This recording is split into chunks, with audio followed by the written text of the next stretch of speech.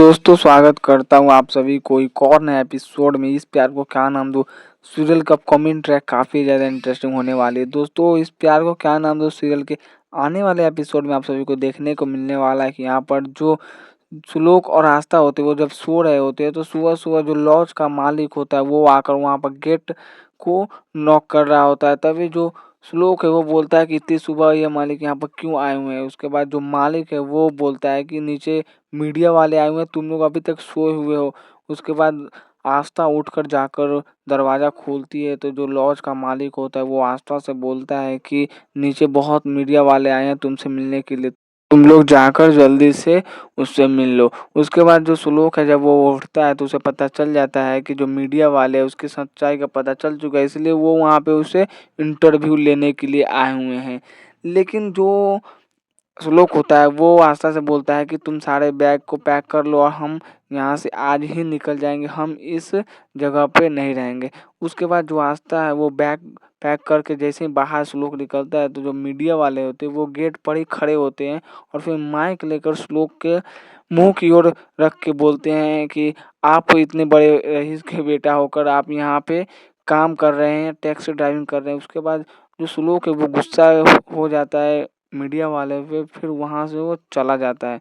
उसके बाद जब वो उधर चला जाता है तो दूसरी तरफ जो निरंजन होता है वो जब श्लोक को याद कर रहा होता है तो वो पेपर में देखता है कि जो श्लोक है वो टैक्सी ड्राइविंग का काम कर रहा है। ये देखकर वो शॉक हो जाता है। उसके बाद वो भरत के पास जाकर उसे दिखाता है कि देखो श्लोक यह क्या काम कर रहा है। उसके बाद जो निरंजन होता है वो रूम में जाकर श्लोक का फ़ोटो देखकर सोच रहा होता है कि इसे कैसे भी करके घर लाया जाए। लेकिन दूसरी तरफ जो आस्था और श्लोक होते हैं वो शहर छोड़कर दूसरे शहर जा रहे होते हैं।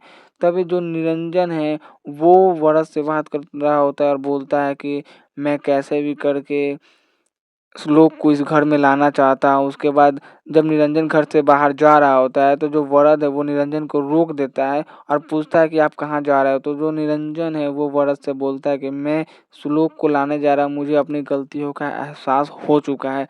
उसके बाद जो वरद है वो निरंजन से बोलता है कि आप नहीं जाइए, मैं जा रहा हूँ, मैं श्लोक को बुलाकर लाऊँगा। उसके बाद जो वरद और सोजल होते हैं वो दोनों जाते हैं उस लॉज में जहाँ श्लोक और आस्था रह रहे होते हैं। दूसरी तरफ जो श्लोक और आस्था होते हैं वो सोच रहे होते हैं कि जब हम इस शहर को छोड़ रहे हैं तो ये खबर अपनी माँ को दे देनी चाहिए। उसके बाद जो श्लोक होता है वो अपनी माँ को कॉल लगाता है और फिर अपनी माँ से बात करते हुए बोलता है कि माँ मैं इस शहर को छोड़ रहा हूँ, अगले कुछ दिनों तक मैं आपको कॉल नहीं कर पाऊँगा, उसके बाद मैं आपको कॉल करूँगा तो फिर मैं आपसे मिल लूँगा। उसके बाद जो आस्था होती है वो भी अपनी माँ से बात कर लेती है और फिर जो उसकी माँ होती है वो बोलती है कि ठीक है, तुम लोग अपनी तबीयत का ध्यान रखना। दूसरी तरफ दोस्तों हमें दिखाया जाएगा कि जो वरद होता है वो उस लॉज में पहुँच जाता है जहाँ पे श्लोक और आस्था रह रहे होते हैं। उसके बाद वहाँ पर एक टैक्सी गाड़ी के पास जो लॉज का मालिक होता है वो खड़ा होता है। तभी जो वरद है वो श्लोक और आस्था का फ़ोटो उस मालिक को दिखाते हुए बोलता है कि आप इसे कहीं देखे हैं क्या? उसके बाद जो लॉज का मालिक होता है वो औरत से बोलता है कि सुबह से सब इसी के बारे में पूछ रहे हैं, ये मेरा पैसा लेकर भागा हुआ है। उसके बाद जो वरद है वो उस टैक्सी ड्राइवर पर गुस्सा होकर बोलता है कि वो मेरा भाई है, आप उसे ऐसे नहीं बोल सकते और कितने पैसे हुए मैं आपको पूरे पैसे दे देता हूँ।